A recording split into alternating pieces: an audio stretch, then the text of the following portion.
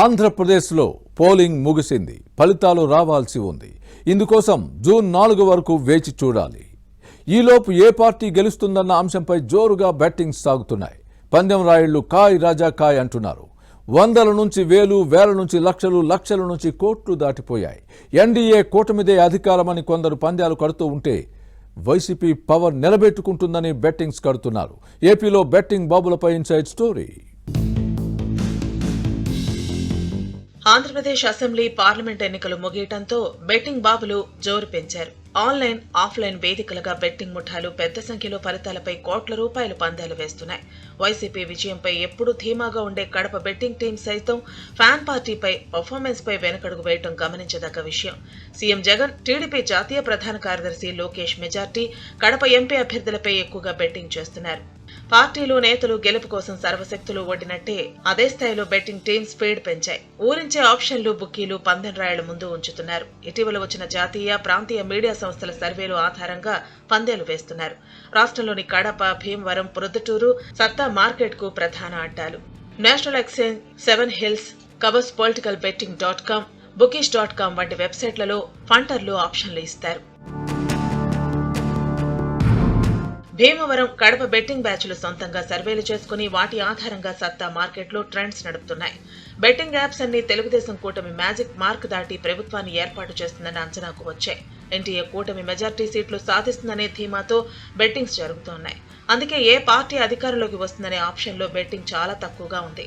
ఎక్కువగా సీట్ల సంఖ్యపైనే బెట్టింగ్ చేస్తున్నారు. నెల రోజుల క్రితం వరకు కూటమికి 100 నుంచి 110 సీట్లు వస్తాయని అంచనా వేసిన బెట్టింగ్ బాబులు ఆ తర్వాత ఈ సంఖ్యను పెంచేశారు. ప్రచారంలో కూటమి పార్టీలు ప్రదర్శించిన దూకుడును చూసిన తర్వాత 120 నుంచి 130 సీట్లు వస్తాయని బెట్టింగ్ వేస్తున్నారు. పోలింగ్ ట్రెండ్ చూసిన తర్వాత దీనిని మరింత పెంచాయి. కూటమి సీట్ల సంఖ్య ఇంకా పెరుగుతుందని అంచనాలున్నాయి. కానీ కడప బెట్టింగ్ టీం మాత్రం వైసీపీ 70 నుంచి 74 గ్యారంటీగా గెలుస్తోందనే విశ్వాసాన్ని ఉంచి ముందుగా పందెం కాశాయి. అదే సమయంలో రాయలసీమలో 30 నుంచి 33 మార్కు చేరుకుంటుందని బెట్టింగ్ వేశారు. గోదావరి జిల్లాలో ఫ్యాన్ పార్టీ భారీగా నష్టపోతుందని, అక్కడ కేవలం 11 సీట్లలోపే ఉంటాయన్నది పందెం రాయల అంచనా. కానీ పోలింగ్ సరళిని పరిశీలించిన తర్వాత ఉమ్మడి గుంటూరు, ప్రకాశం, విశాఖ, ఉభయ గోదావరి జిల్లాలు తెలుగుదేశం కూటమికి పట్టం కడతాయని లెక్కిస్తున్నారు. ఉమ్మడి కడప, కర్నూలు జిల్లాలు, అరకు పార్లమెంటు పరిధిలో అధికార పార్టీ ఎక్కువ సీట్లు సాధిస్తుందని పందెం రాయళ్లు లెక్క వేస్తున్నారు. వైసీపీ అధికారంలోకి వస్తుందని ధీమా వ్యక్తం చేసేవారు ఇప్పుడు పందెం కాయాలి అంటే అది 1:10 రేషియోలోనే, అంటే 1% ప్రత్యర్థి వర్గం బెట్టింగ్ కాసి అనుకున్న పార్టీ గెలిస్తే వీళ్లందుకు 10 రెట్లు అదనంగా చెల్లించాలి. ఇంత రిస్కీ బెట్టింగ్ జోలికి మాత్రం ఎవరూ వెళ్లట్లేదు. ఇలాంటి విభిన్న అంచనాలతో దాదాపు 1000 కోట్ల విలువైన బెట్టింగ్ వివిధ యాప్స్ లో నిక్షిప్తమైందని బుక్కీలు చెబుతున్నారు. ఇకపై ఇది మరింత పెరుగుతుందనే అంచనాలు ఉన్నాయి. అసెంబ్లీ నియోజకవర్గాల వారీగా కూడా బెట్టింగ్ చేస్తున్నారనే ప్రచారం జరుగుతోంది. హాట్ ఫేవరెట్లుగా పవన్ కళ్యాణ్, ముఖ్యమంత్రి జగన్, నారా లోకేష్, బాలకృష్ణ, కొడాలి నాని పోటీ చేస్తున్న స్థానాలు ఉన్నాయి. పవన్, జగన్, లోకేష్లపై మెజార్టీలపై ఎక్కువగా బెట్టింగ్ జరుగుతుంటే గుడివాడపై భిన్నంగా ఉంది. కొడాలి నాని గెలుపు అసాధ్యమన్న అంచనాతో ఎక్కువ మంది బెట్టింగ్ చేస్తున్నారు. గుడివాడలో టీడీపీ అభ్యర్థి ₹2 వేస్తే వైసీపీ అభ్యర్థిపై ₹1.5 వేయటం గమనించదగ్గ విషయం.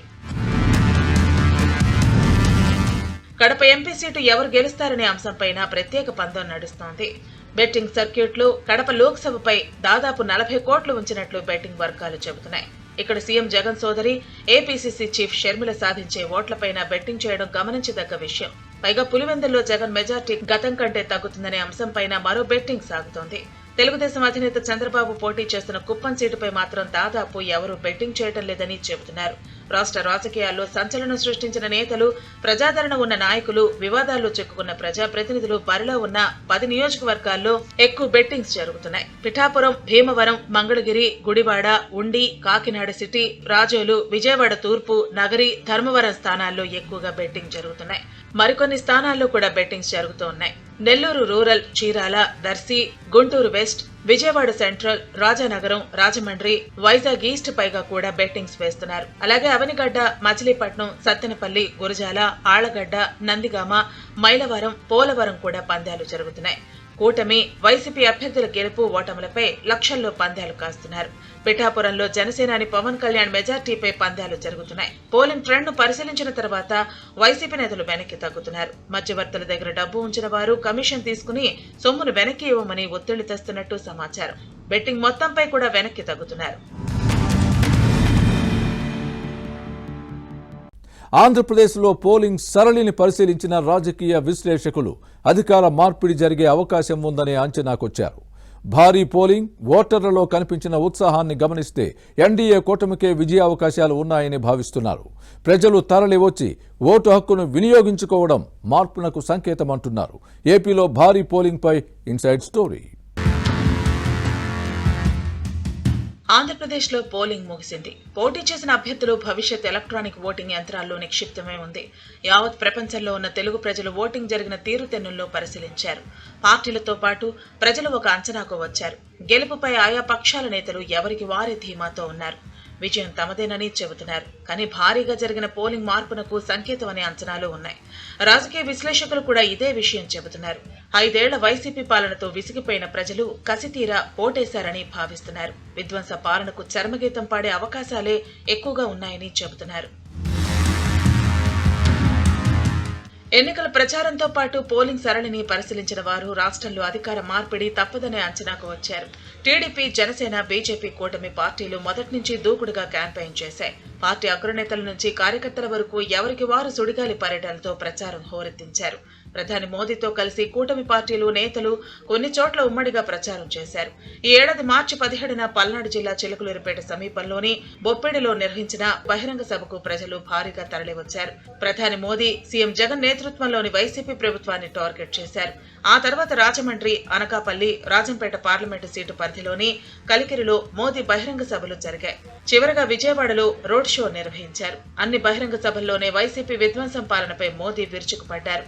అభివృద్ధి లేకపోవడం, అవినీతి అంశాలను ప్రధానంగా ప్రస్తావించారు. ఆంధ్రప్రదేశ్ ప్రజల జీవనాడి పోలవరం ప్రాజెక్టు, జగన్ పాలనలో పడకేసిన విషయాన్ని ప్రస్తావించారు. ఎన్డీఏ కూటమి అధికారంలోకి వస్తే ఈ ప్రాజెక్టు పూర్తవడంతో పాటు రాష్ట్రాన్ని అన్ని రంగాల్లో అభివృద్ధి చేస్తామని హామీ ఇచ్చారు.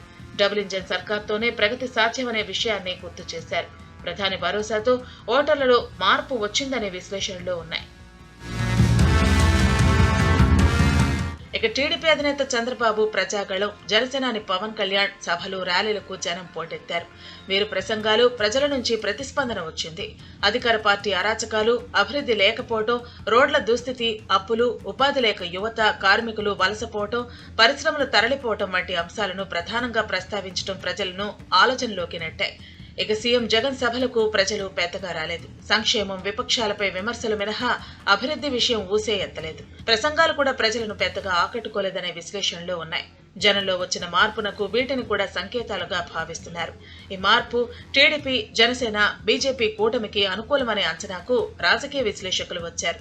అయితే గ్రామాల్లోని ఓటర్లు అందరూ వైసీపీకి అనుకూలంగానే ఉన్నారని ఆ పార్టీ నేతలు భావిస్తున్నారు.